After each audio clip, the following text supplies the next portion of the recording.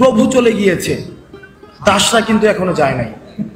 প্রভু কিন্তু থাকে একজন, কিন্তু গত 16 বছরে এত লক্ষ কোটি দাস উৎপাদন করেছে। এখন আমাদের যুদ্ধটা কিন্তু এই দাসদের বিরুদ্ধে। গাইবান্ধা জেলার সারঘাটা উপজেলার চেয়ারম্যান সুইটের বাসায় যৌথ বাহিনীর অভিযানে নিহত 2 জন, অভিযোগ প্রশাসনের উপর। এই জন্য আপনার পরিবারের কি কেউ নিহত হয়েছে? পরিবারে আমার ভাইটা নিহত, মারা গেছে, এই মাত্র মারা গেল। আমি তো এখন বর্তমান গাইবান্ধা সদর হাসপাতালে। আমাকেও মারপিট অনেক করছে। 2 জন মারা গেছে, একজন বগুড়া মেডিকেলে, একজন গাইবান্ধা মেডিকেলে আমার মারা গেল। হনুমান রাত 12টার দিকে আমি প্রায় খাওয়া দেয় মানে শুভ। এর মধ্যে কাজের ছেলেটা বলতেছে আর্মি আসছে, দরজা দেখতেছে, দরজা খুলে দাও। তো দরজা খুলে দেওয়ার সঙ্গেই বলতে হ্যান্ড চাপ হাত এই বাড়ি করতে আমার বউ বাচ্চাগুলো এক রুম নিয়ে গেল। ছোট বউয়ের বউ, আমার মিসেস, আমার ছেলের বউ এক রুম নিয়ে যা সব বাসায় তল্লাশি শুরু করে দিচ্ছে। বলতেছে আপনার কাছে অস্ত্র আছে। আমি মিথ্যে ইনফরমেশন দিচ্ছি। আমি 3 বারের চেয়ারম্যান টানা, 3 বার থেকে আমি চেয়ারম্যান নির্বাচিত। 11 সাল থেকে টানা আমি চেয়ারম্যান আছি। আমি অত খারাপ লোক না। আপনাদেরকে মিথ্যা তথ্য দিচ্ছি। আপনারা ভালো করে আমার বাড়িটা চেক করুন। তারা চেক করলো, কিছুই পাইল না। সে তারপরে থেকে রাত 1টার থেকে যে মার শুরু করছে, সে ভোর 6টা পর্যন্ত আমাকে মারলো।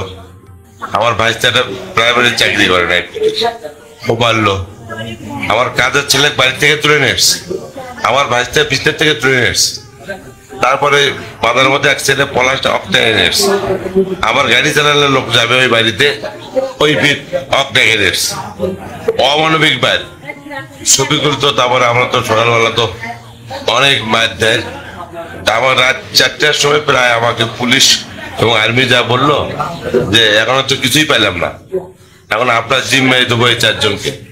এই কথা বলে আমার কাছ থেকে সই নিল পুলিশ এবং আর্মি মিলে। সই নেওয়ার পরিপ্রেক্ষিতে না আর ছাড়ে না। পরেক্ষণে আর্মি বলতেছে না ছাড়া হবে না, তার কাছে অস্ত্র আছে। কই থেকে কি রাম দাও গরু জব করে গিয়া কই থেকে যেন নিয়ে এলো কয়েকটা, 4-5টা। আমি তো কিছুই জানি না। আমার কাছে সই নিল আমাকে আমার জিম্মায় দেওয়ার জন্য। তারপরে রামদাও কিভাবে এলো? মিথ্যে তত্ত্ব। এটা মিথ্যা বলো না। সারা রাত আর্মি এভাবে মারবে, মানে আমার যদি ত্রুটি থাকে তাহলে আমার আইনে আওতায় নেবে। সারা বাড়ি ঘেরাও করছে, করার পরে আমরা তো সেইটা করছে। আমরা মনে করছি আমার চাচা শ্বশুর অসুস্থ বলি মনে হয়, ওরা খুব মারধর করতেছে।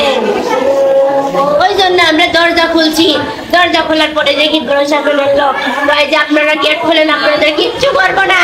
তা আমরা বলতেছি ভাই আমরা সম্মানের সহিত দরজা খুলে দিচ্ছি, আপনারা দেখেন ভাই আপনাদের ঘর সার্চ করবো। তা আমি বললাম যে ভাই আপনারা যেহেতু ঘর সার্চ করবেন তো করেন, আমরা চাবি দেই, আপনারা সবকিছু দেখেন।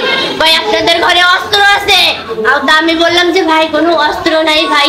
ওই যে আপনার স্বামী কোথায় অস্ত্র দিতে আপনি এবার বলেন, নাহলে আপনার স্বামী কিন্তু খবর আছে। আমরা প্রশাসনের লোক হয়ে কেন আমার স্বামী হত্যা করলো? আমি আর বিচার চাই, আমি আর বিচার চাই। আর প্রশাসনের যদি আমার স্বামী কোনো অপরাধ করে থাকে আইনের ব্যবস্থা কেন নিল না? ওনারা কুপিয়ে হত্যা করলো কেন? আল্লাহ তোমরা আমার স্বামীর বিচার দাও। বাজারের ভিতর কয়েল নেওয়ার জন্য ঢুকছি রাত 12টা। কয়েল নিচে নিয়ে এমন সিকিউরিটির কাছে এর মধ্যে দেখি ভয় আল্লাহ শোনা যাচ্ছে। কয়েলের প্যাকেটটা আমি সিকিউরিটি আছে না, মানে বাজারের যে সিকিউরিটি নাইট গার্ড ওর ওখানে কয়েলটা দিয়া নাম রমজান আলী, ওই ছেলেটার নাম। ওকে বললাম কয়েলার আগে আমি একটু দেখি হয়ে আল্লাহটা কি কিসের তো শুনে আসি। ওখানে গিয়েছি, মানে যাতে ধরছি আর কি, আমার গাড়িটা ঘুরেছি, গাড়িটা ঘুরে নিয়ে যাই। আমি তো জানি না যে ওখানে কি হচ্ছে, এটা জানি না। এই গাড়িটা কেবল মনে করেন গাড়ির উপরে উঠছে, এর মধ্যে পিছন ভাগে আসে আমার শুরু করছে। আমি দাম বলে দেখি যে সেনাবাহিনীর লোকজন ওরা মারতে মারতে তারপর হচ্ছে বাড়ি ওখানে নিয়ে গেলাম। আমি বলছি স্যার আমার দোষটা কোথায়?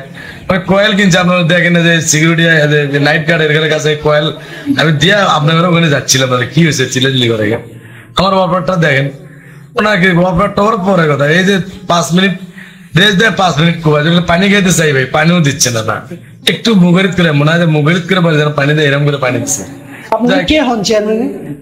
আমি গ্রামের ভাই হই তার, মানে যেহেতু আমরা ভোট দেই তার আমার মানে আমাদের এলাকার চেয়ারম্যান, আমি ভোট দিই তাই সেই আলাদা হয়।